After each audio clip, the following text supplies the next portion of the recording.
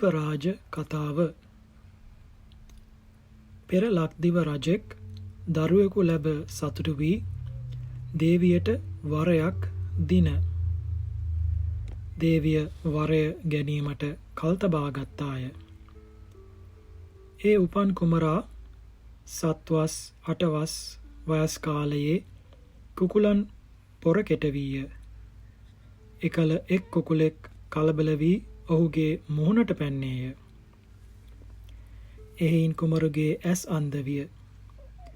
කුමරු 12 අවුරුදු වයසට පැමිණි විට දේවිය ඔහුට රජකම ලබා දෙනු කැමැතිව රජු වෙත ගොස් දේවයන් වහන්සේ කුමරු උපන් දිනේ ඔබ වහන්සේ විසින් වරයක් දෙන ලද්දේ ඒ වරය දැන් දුන මැනව යයි කීවාය.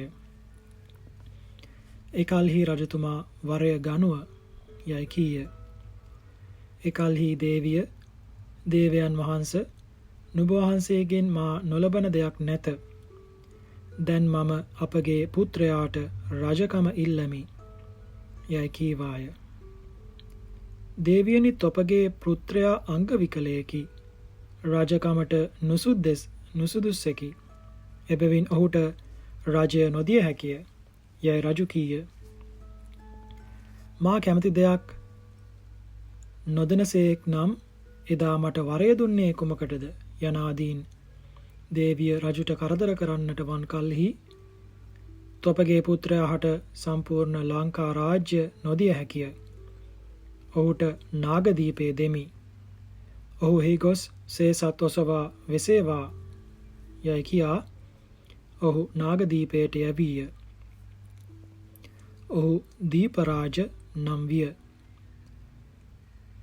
අංගවිකල නොවී නම් ඔහුට සම්පූර්ණ ලංකා රාජ්‍ය ලැබෙන්නට තිබින. උපදි විපත්තිය නිසා එය නොලැබින. අත්තේ කච්චානි කල්යාණනානි කම්ම සමාදානානි කාල විපත්ති පතිබාල්හානි න විපච්චන්ති. කාල විපත්තිය නිසා විපාක නොදෙන්නා වූ ඇතම් කුසල කර්මයෝ ඇත්තා.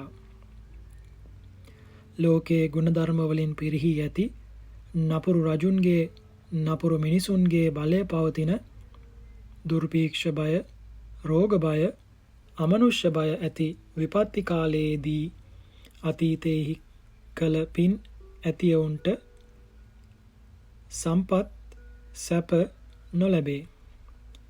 ඒ කාලයේදී සම්පත් ලබා දීමට කුසල කර්ම සමත් නොවේ.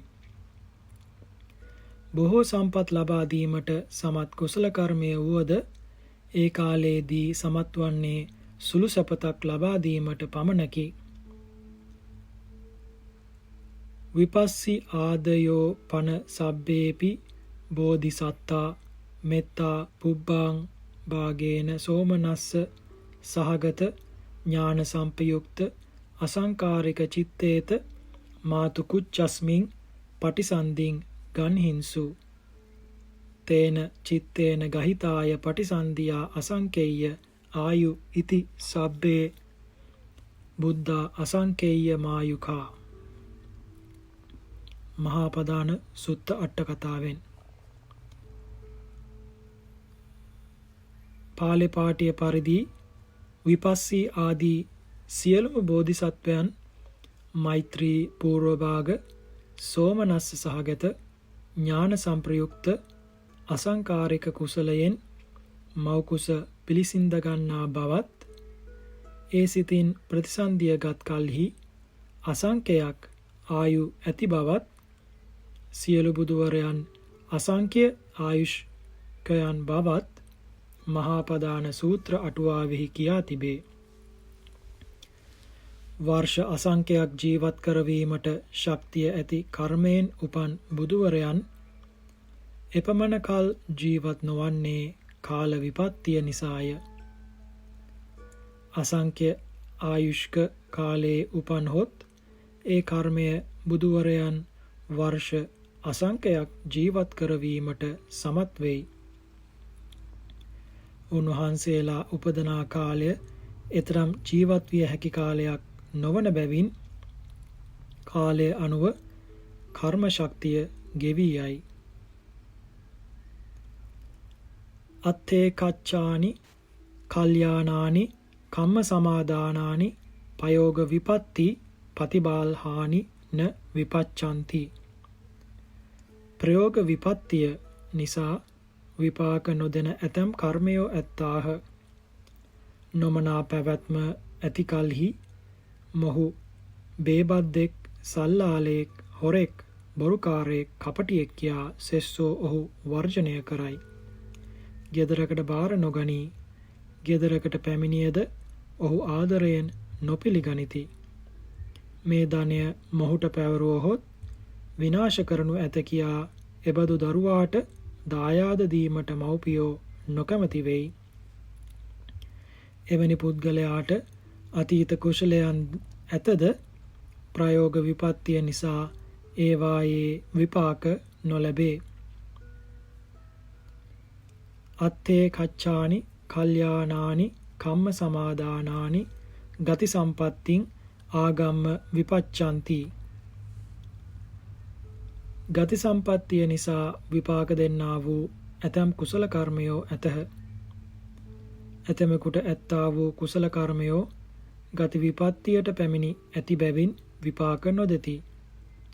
එබඳු පුද්ගලයෙකුට යම් කිසි කුසලයකින් සුගතෙහි උපන්හොත් එතනට ඒ කර්ම පැමිණ වරින් වර විපාක දෙන්නට වන්නේය.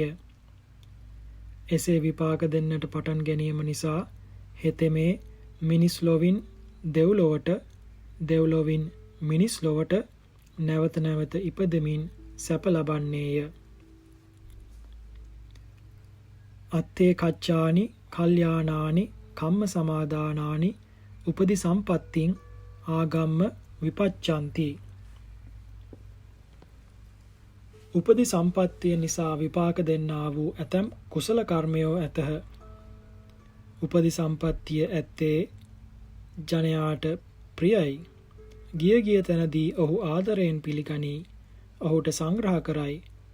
නැවතද පැමිණෙන්නට ආරාධනා කරයි. උපදි සම්පත්තිය ඇති දරුවා ගැන වැඩි ආදරයක් මව්පියන්ට වුවද ඇතිවේ.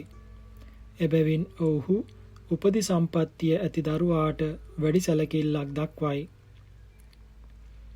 ඔහු දියුණු කිරීමට වැඩියෙන් උත්සාහ කරයි. වැඩක් ඇති කල්හි ඔහු ලවා එය නොකරවා තුමූම කරගනී. වැඩ කරන කල්හිද ලෙහෙසි වැඩ ඔහුට දී බර වැඩ තමන් කරයි. මේ සැලකිලි ලැබීම කුසල කර්මවල විපාක දීමකි. එහෙත් එය ලැබෙන්නේ උපදි සම්පත්තිය ලදහොත්ය.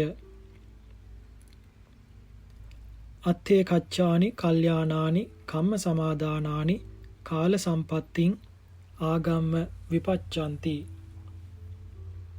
කාල සම්පත්තිය නිසා විපාක දෙන ඇතැම් කුසල කර්මයෝ ඇතහ. සමහර කෙනෙකුට බොහෝ පින් ඇත. එහෙත් විපත්ති කාලවලදී විපාක ඇති කිරීමට ඒ පින් සමත් නොවේ. සම්පත්ති කාලය පැමිණි විට කාල විපත්තීන් යටත්ව තිබූ ඒ කුසල කර්මයෝ බොහෝ සුඛ විපාක ගෙන දෙති. විභංග අටුවාවෙහි එයට සාධක වශයෙන් මහා සෝන තෙරුන් වහන්සේගේ හා වත්තබ්බක නීග්‍රෝධ තෙරුන් වහන්සේගේ කතා දක්වා තිබේ. කර්ම තත්වය පමණක් නොව පැරණි හාමුදුරුවන්ගේ හා සදහවත් ගිහි බෞද්ධයන්ගේ තතුද දැනගැනීමට උපකාර වන බැවින් බෞද්ධයන් අතර ප්‍රසිද්ධියක් නැති ඒ කතා මෙහිදී මතුවට දක්වනු ලැබේ. මහා සෝන තෙරුන් වහන්සේගේ කතාව. වට්ටගාමිනී රජුගේ කාලයේදී ලක්දිව 12 වසක නියගයක් පැවතින.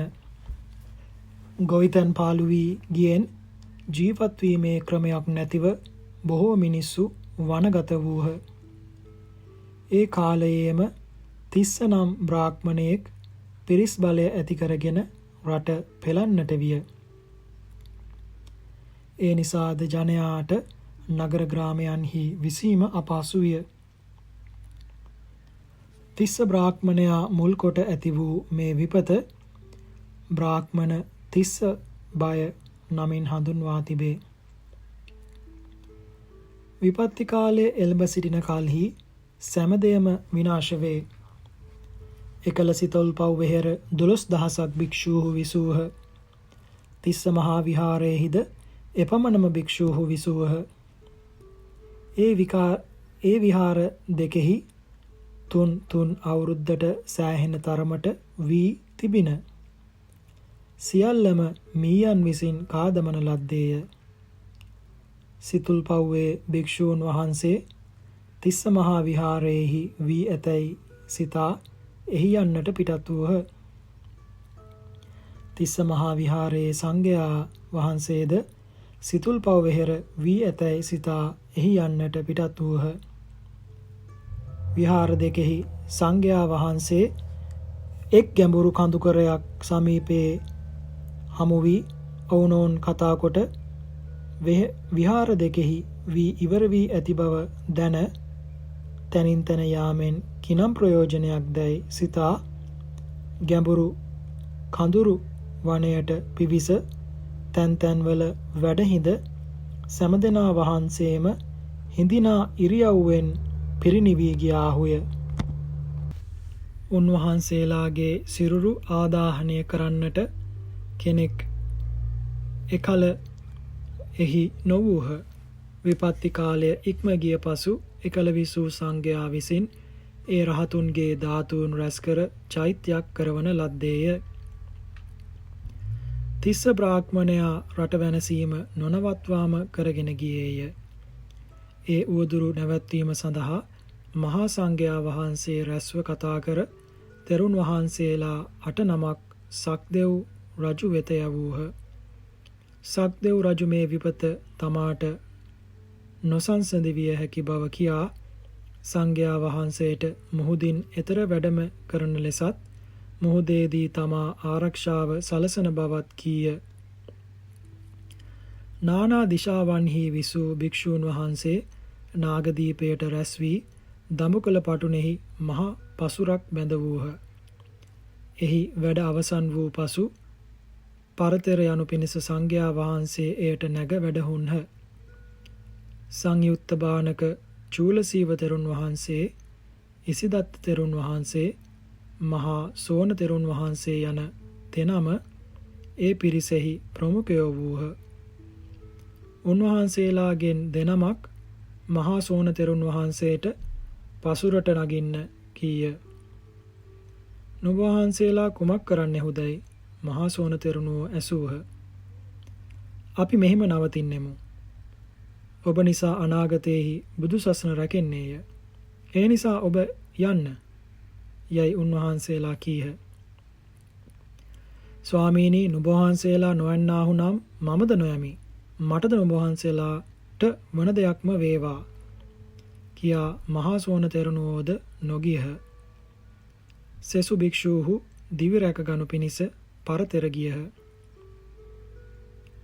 චූලසීව තෙරණුවෝ ඉසිදත්ත තෙරුන් වහන්සේ අමතා, "ඇවැත්නි, මහා සෝන ස්ථවීරයන් නිසා අනාගතයේහි ශාසන පරම්පරාව පවතින්නේය. එබැවින් ඒ ආයුෂ්මතුන් අත නොහරනු මැනව" යයි කීහ. නුඹ වහන්සේ කුමක් කරන්නහුදැයි ඇසූ කල්හි "මම මහා සෑය වඳින්නට යමි" යයි කීහ. උන්වහන්සේ අනුරාධපුරය බලා වැඩම කොට මහා විහාරයට පැමිණියහ. දහස් ගණනින් භික්ෂූන් සිටි මහා විහාරය පාළු බිමක්ව තිබින. මහා සෑ මළුවෙහි එරඬු ගස් වැවී තිබින. සෑයෙහි සෙවල බැඳී ඇති තැනින් තැන වල් පැලෑටි වලින් වැසී තිබින. තෙරණුවෝ ජීවමාන බුදුරදුන්ට සෙයින් ගෞරව දක්වා චෛත්‍ය වැඳ පැදුම් දිගශාලාවකට පිවිස ඉමහත් සංවේගයෙන් චෛත්‍යයට සිදු වී ඇති විපත ගැන සිතමින් සිටියහ. සමීපයේ ගසක වෙසෙන දෙවියෙක් තෙරුන් වහන්සේ දැක සකුරු සහ සහල් නැලියෙක් ගෙන මගියෙකුගේ වෙසින් උන්වහන්සේ වෙත පැමිණ ස්වාමීන් වහන්ස කොයි වඩනාසේක්ද යයි ඇසීහ. උපාසකය මම දකුණට යමි යයි තෙරණුවෝ කීය. එසේනම් මමත් නුඹවහන්සේ සමගම යමි යයි මගියා කීය. උපාසකය දුබල වූ මට ඔබ යන හැටියට නොයා හැකිය ඔබ යන්න යයි තෙරණුවෝ කීය. මමද නුඹවහන්සේ යන පරිදිම යමි කියා මගියා තෙරුන් වහන්සේගේ පාසිවුරු ගත්තේය. තිසාවැව සමීපයට පැමිණි කල්හි මගියා තෙරුන් වහන්සේට ගිලන්පසක් සාදා පිළිගැන්වීය. එයින් තෙරුන් වහන්සේට තරමක ශක්තියක් ඇතිවිය. එයින් ගොස් වේණු නදී තීරයේ පාළු පන්සලකට පැමිණි මගියා තෙරුන් වහන්සේට වාසස්ථානයක් පිළියෙල කර දුන්නේය. පසුදින උදේ මගියා තෙරුන් වහන්සේට කැඳ පිස පිළිගැන්වීය. ඉක්බිති මගියා බත් පිස දවල් කාලයේ තෙරණුවන්ට පිළිගැන්වීය. තෙරුන් වහන්සේ ඔබටත් බත ඉතිරි කරගන්නයි කියා පාත්‍රය අතින් වැසුවාය. මගියා මට තව වැඩිදුරක් යන්නට නැත කියා සියල්ල තෙරුන් වහන්සේගේ පාත්‍රයට බෙදුවේය. තෙරුන් වහන්සේ වළඳා අවසන් කල පසු මගියා උන්වහන්සේගේ පාසිවුරුගෙන යන්නේ දදුරු ඔය සමීපයට පැමිණ ස්වාමීනි අර දුමක් පෙනෙන්නේ කොලකා ජීවත්වන මිනිසුන්ගේ වාසස්ථානයක්ය. මම කලින් එහි යමි කියා තෙරුන් වහන්සේ වැඳ මගී වෙසින් සිටි දෙවියා ඔහුගේ භවනට ගියේය. තෙරුන් වහන්සේ දුර්භික්ෂ කාලයේ ඉක්මෙනතුරු කොල කන මිනිසුන් ඇසුරෙන් එහි විසූහ. ඉසිදත්ත මහාසෝන යන තෙරුන් වහන්සේලා දෙනම චාරිකාවෙහි ඇසිරෙන්නාහු අල ජනපදයට පැමිණියෝය. එහි එක් තැනක මිනිසුන් විසින් ඇටගෙන ඉවතලා ගිය මී පොතු රැසක් තිබින.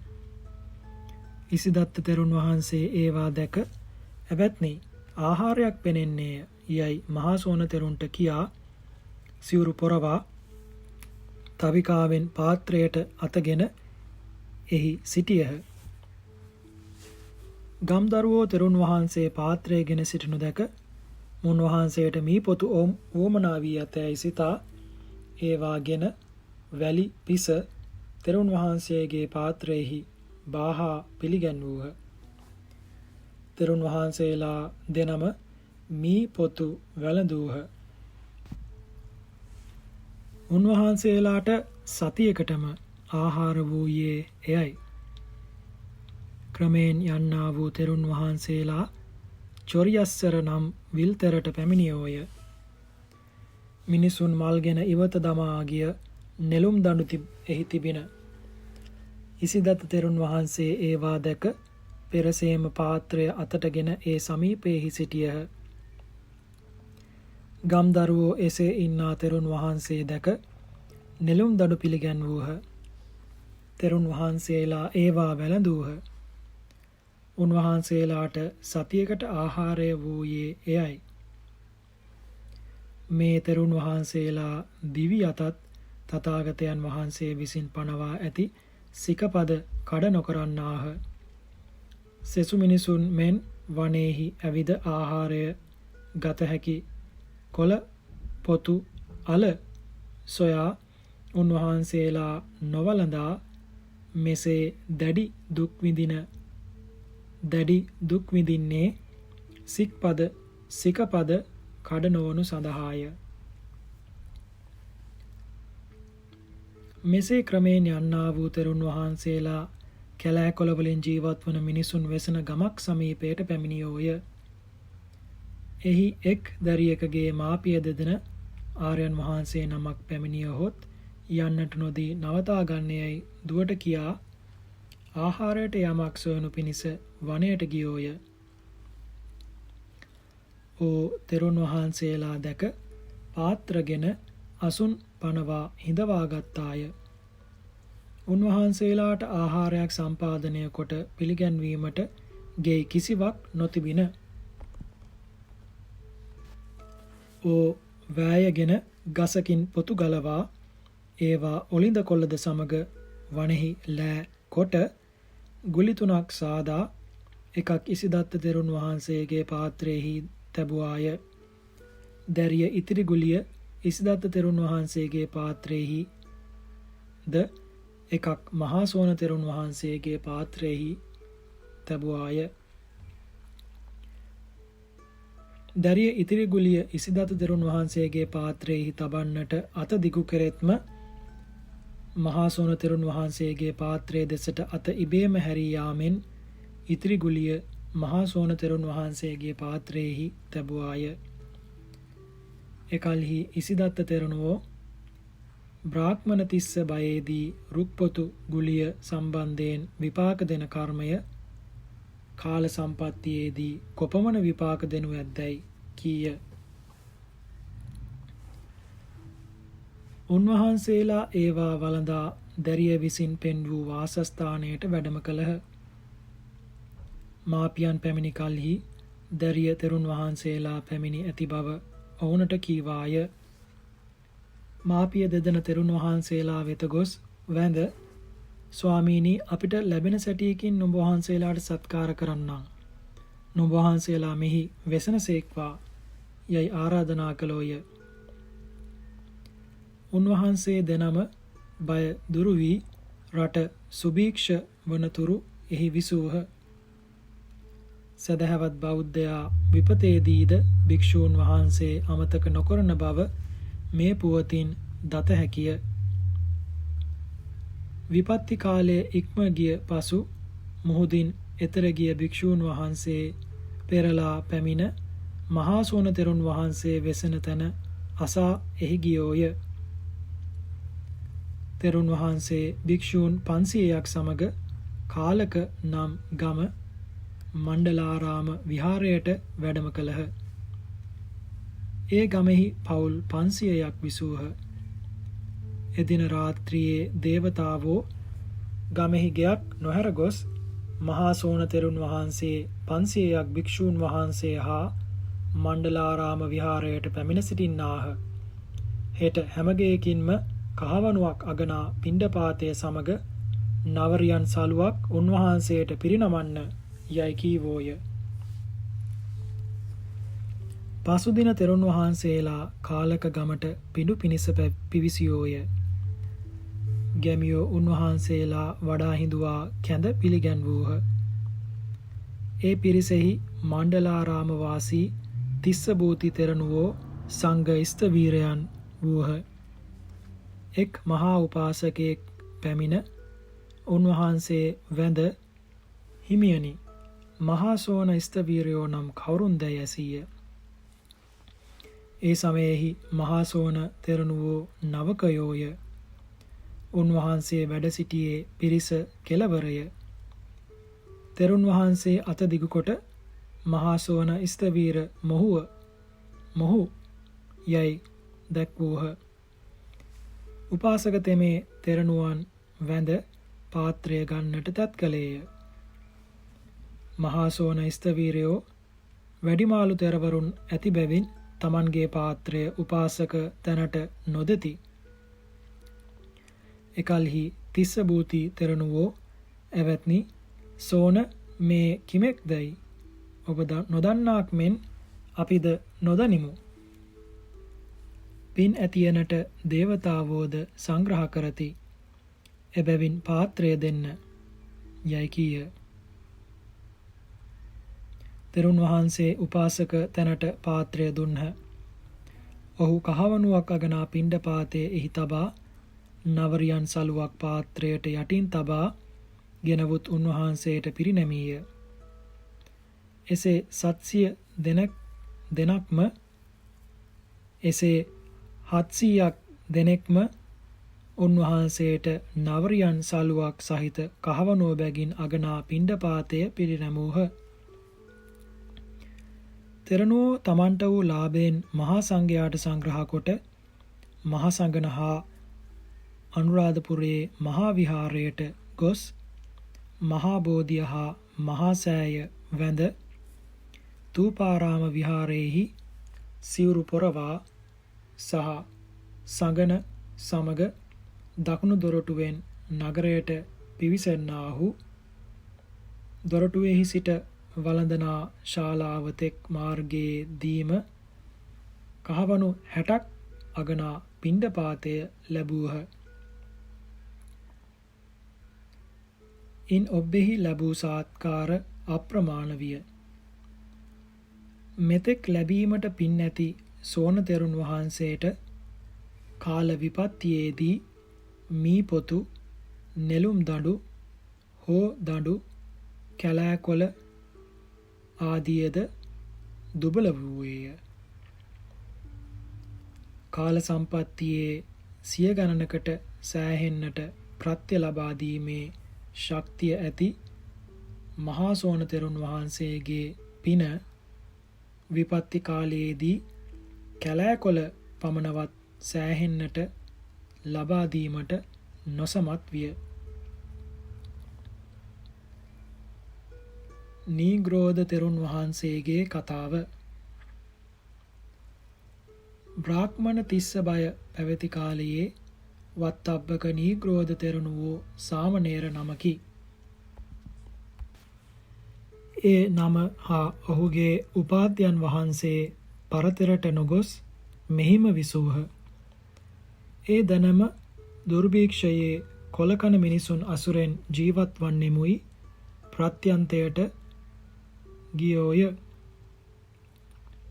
සාමණේර නම සතියක්ම ආහාර නොලැබ සිට ගමක තිබූ තැනක තල්ගසක තල්ගෙඩි තිබෙනු දැක ස්වාමීනි මදකට නවතිනු මැනව තල්ගෙඩි කඩමි යයි කියා සාමණේරය ඔබ දුබලව සිටින්නේය. ඒ නිසා තල්ගසට නොයව යයි උපාධ්‍යයෝ කීය. කුමක් වුවත් ගසට නගිමි යයි කියා සාමණේර නම පිහියක්ද ගෙන ගසට නැංගේය. තල්ගෙඩි කපා හෙලන්නට තැත් කෙරෙත්ම සාමණේර නමගේ පිහිතලය මිටින් ගිලිහි බිම වැටින. සතියකින් ආහාරක් නොලත් සාමණේර නමට ගසින් බැස පිහිතලයගෙන නැවත ගස නැගීමට ශක්තියක් නැත. උපාය දන්නා සාමණේර නම තල්පතක් ඉරා එහි කොනක පිහිමිට බැඳ තවත් තල්පතක් ඉර ඉරා එකින් එක ගැටගසමින් පිහිමිට පොළොව එවා ස්වාමීනි පිහිතලය මෙහි ඇමනුවහොත් යහකැයි යයි උපාධ්‍යයන් වහන්සේට කීය. උපාධ්‍යයෝ එසේ කළහ. සාමණේර නම තල්පල කපා හෙළීය. උපාධ්‍යයෝ පිහිය බිම හෙලවා තල්ගෙඩියක් ගෙන කපා තබා සාමණේර නම ගසින් බටකල්හි ඔහුට දුන්හ. විපතේදීද සිරිත් කඩ නොකරන සාමණේර නම මම නුඹ වහන්සේට පළමුව නොවළඳමි කියා පිහියගෙන තල්ගෙඩි කපා මද උපුටා තෙරුන් වහන්සේගේ පාත්‍රයෙහිලා පිළිගන්වා තමා පසුව අනුභව කළේය. ඒ ගුරුගෝල දෙනම ගසෙහි තල්ගෙඩි ඇතිතෙක් එහි වැස ක්‍රමයෙන් යන්නාහු කොළකන මිනිසුන් වෙසෙන පෙදෙසක පාළු පන්සලකට පැමිණියෝය. සාමණේර නම ගුරුවරයාට විසීමට තැනක් පිළියෙල කළේය. තෙරණුවෝ සාමණේර නමට අවවාද කොට පන්සලට පිවිස දොර වසා සැතපුණෝය. සාමණේර තෙමේ අතීත සංසාරයේ විපත්වලින් මල ආත්මභාවයන්ගේ ප්‍රමාණයක් නැත. ජීවත්වන මේ කාලයේ හැකි පමණින් බුදුන්ට උපස්ථාන කරමි යයි සිතා තන වැවී තිබුණු සෑමලුවට ගොස් එය පිරිසිදු කරන්නට පටන් ගත්තේය. දින ගණනකින් ආහාරක් නොලත් සාමණේර නමට නැගී සිටීම දුෂ්කර වූයෙන් බිම වැතිර තන උදුරන්නට පටන් ගත්තේය.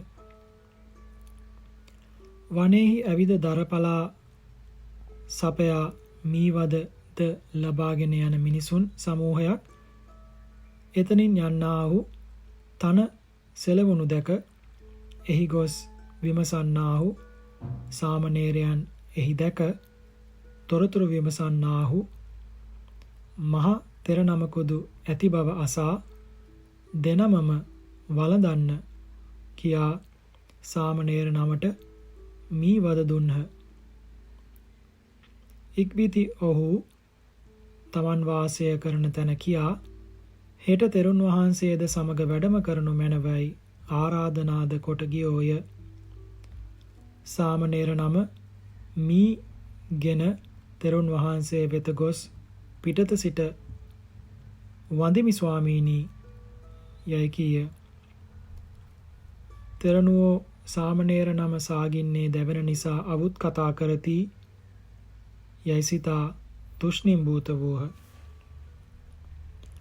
තෙරුන් වහන්සේගෙන් පිළිතුරක් නොලත් බැවින් සාමණේර නම නැවත එසේ කීය.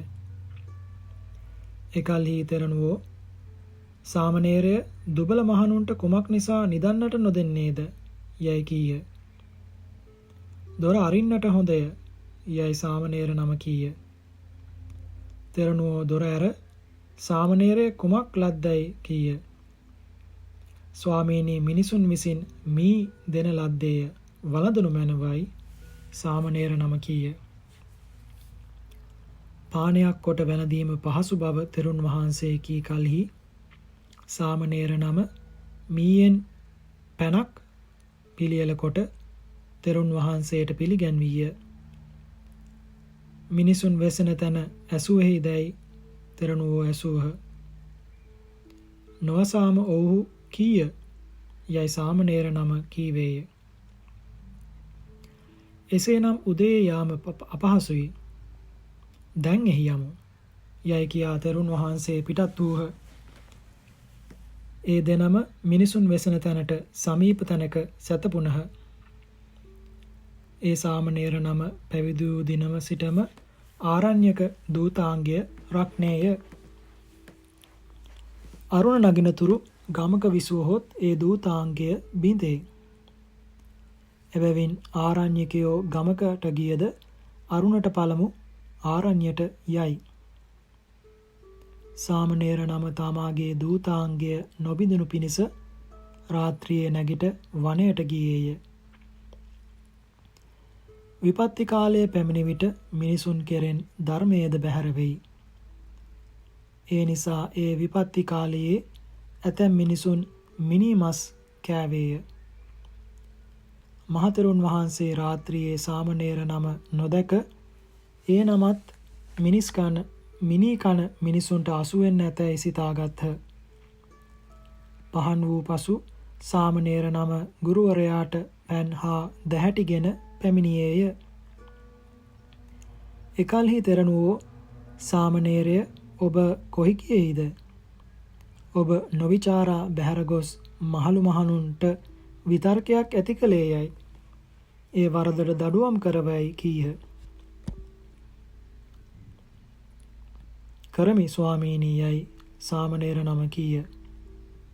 ඉක්බිති මුව සෝදා සිවුරු පොරවා මිනිසුන් වසන තැනට දෙනමම ගියහ. මිනිසයෝ ඔවුනට ඇති සැටියට අලකොළ වලින් පිළියෙල කර ආහාර පිරිනැමුව. තෙරුන් වහන්සේ ඔවුන්ගෙන් ලත් ආහාරය වළඳා විහාරයට පැමිණියෝය. සාමණේර නම පැන්ගෙන ස්වාමීනි පාසෝදමි යයි කීය. එකල්හි තෙරුන් වහන්සේ සාමණේරය ඔබ රාත්‍රියේ කොයි ගියේහිද? නොදන්වා බැහැර ගොස් අපට විතර්කයක් ඇති කළෙහිය යයි කීය. සාමණේර නම ගිය කරුණ සැලකලේය. එකල්හි තෙරුන් වහන්සේ ඔබ නොව මේ කාරණයෙහි දඩුවම් විදීමට සුදුසු වන්නේ අපමයි යයි කීය. එතන් පටන් තෙරුන් වහන්සේ ඒ විහාරයේම විසූහ. අප මහල්ලෝය, අපට කුමක් වේදැයි නොදත හැකිය. ඔබ තවම තරුණ බැවින් තමාගේ ජීවිතය රැක ගනුව යයි තෙරුන් වහන්සේ සාමණේර නමට කීය. තෙරුන් වහන්සේ අනාගාමී කෙනෙකි. පසු කාලයේදී උන්වහන්සේ මිනී කන්නන්ට හසු වූහ. සාමණේර නම දිවි රැකගෙන සිට පසු කාලයේ උපසම්පදා වී ත්‍රිපිටකය උගෙන වත්තබ්බක නීග්‍රෝධ තෙරුන් වහන්සේ යන නමින් ප්‍රසිද්ධියට පැමිණියේය. රට සුඛිත වූ පසු බැහැර ගිය බොහෝ භික්ෂූහු උන්වහන්සේ වෙත පැමිණියෝය. උන්වහන්සේ මහා භික්ෂු සමූහයක් පිරිවරා අනුරාධපුරයේ මහා විහාරයට ගොස් බෝධිය හා මහා සෑයත් ථූපාරාමයත් වැඳ නගරයට පිවිසියහ. නගරයේ දකුණු දොරටුවට යන තෙක් අතරමඟදී උන්වහන්සේට නවතැනකදී තුන් සිවුරු ලැබින. නගරයේදී බොහෝ සත්කාර ලැබින. විපත්ති කාලයේ කැලෑකොළත් සෑහෙන පමණට ලබා දීමට නොසමත් වූ නීග්‍රෝධ තෙරුන් වහන්සේගේ කුසල කර්මය කාල සම්පත්තියේදී මෙසේ මහත් විපාක ගෙන දුන්නේය.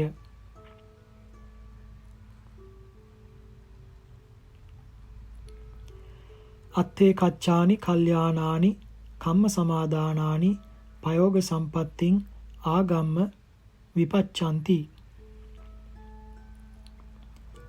ප්‍රයෝග සම්පත්තිය නිසා විපාක දෙන්නා වූ ඇතැම් කුසල කර්මයෝ ඇත.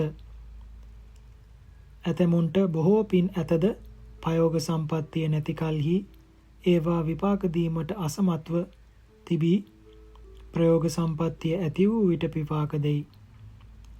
ගුණදහම් පිරීම ප්‍රයෝග සම්පත්තියයි. ප්‍රයෝග සම්පත්තිය නිසා කුසලයන් විපාක දෙන බවට සාධක වශයෙන් විභංග අටුවාවෙහි දක්වා ඇති කතා මෙසේය. කූටකර්ණ රජතුමා චූල සුදම්ම නම් තෙර නමකට පැහැදී රජු උපුල් වැව වෙසෙනුයේ තෙරුන් වහන්සේ එහි කැඳවාගත්තේය. තෙරුන් වහන්සේ මාලාරාම නම් විහාරයේ විසූහ. රජතුමා තෙරුන් වහන්සේ කුමක් වළඳුණු රිසි ඇත්තෝද උන්වහන්සේ මෑණියන්ගෙන් අසා අලවලට කැමති බව දැන අලගෙන්වා විහාරයට ගොස් තෙරුන් වහන්සේට පිළිගන්වනුයේ ගුණ තේජස නිසා උන්වහන්සේගේ මුහුණ බැලීමටද නොසමත් විය. විහාරයෙන් නික්ම මිදුලට බැස තෙරුන් වහන්සේගේ හැටි කෙසේද යයි දේවියගෙන් ඇසුවේය. ඔබ පුරුෂයෙකුත් වී තෙරුන් වහන්සේගේ මුහුණ බැලීමට නොසමත් වී නම් ඉතිරියක් වන මම උන්වහන්සේගේ මුහුණ බැලීමට කෙසේ සමත් වන්නේම්ද? තෙරුන් වහන්සේගේ හැටි මම නොදනිමි යයි ඕ කීවාය. එයින් රජතුමා බුදුසසුනේහි වඩාත් පැහැදී මාගේ රටෙහි බදු ගෙවන ගෘහපුත්‍රයෙකුගේ මුහුණ බැලීමට නොසමත් වෙමි. බුදුසසුන කොපමණ මහත්යයි කියා අත්පොලසන් දින. මේ රජතුමා ත්‍රිපිටක චූලනාග තෙරුන් වහන්සේටද පැහැදී සිටියේය. තෙරුන් වහන්සේගේ ඇඟිල්ලක ගෙඩියක් සෑදින. රජතුමා තෙරුන් වහන්සේ දක්නට විහාරයේ ගියේ බලවත් ප්‍රේමයෙන් තෙරුන් වහන්සේගේ ගෙඩියේ තිබූ ඇඟිල්ල මුව තුල තබා ගත්තේය.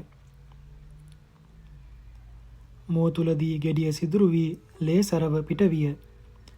රජතුමා තෙරුන් වහන්සේ කෙරේ බලවත් ප්‍රේමයෙන් ඇඟිල්ල පිටතට නොගෙන ලේ සරව ගිල්ලේය. පසුකල ඒ තෙරුන් වහන්සේ මරණ මංචකයේ සයනය කළහ. රජතුමා උපස්ථානයට ගොස් දහම් රියේ අකුර එනම් අලවංගුව බිඳේය යයි කියමින් හඬ හඬා හිස මත තබා අසූචි බඳුන් බැහැර කළේය. උන්වහන්සේලාට රජුගෙන් මෙතරම් සැලකිලි ලැබුණේ ගුණ දහම් පිරීම නැමැති ප්‍රයෝග සම්පත්තිය නිසාය. තවද අහෝසිකම්මං විපාකෝ යනාදීන් පටිසම්භිදා මග්ගයේ දැක්වෙන කර්ම විභාගයද මෙතනින් දැක්විය යුතුය. සර්වාකාරයෙන්ම කර්ම හා විපාකයන්හි තත්වාකාරයෙන් දන්නා වූ ඥානය දෙවන තථාගත බලය වේ.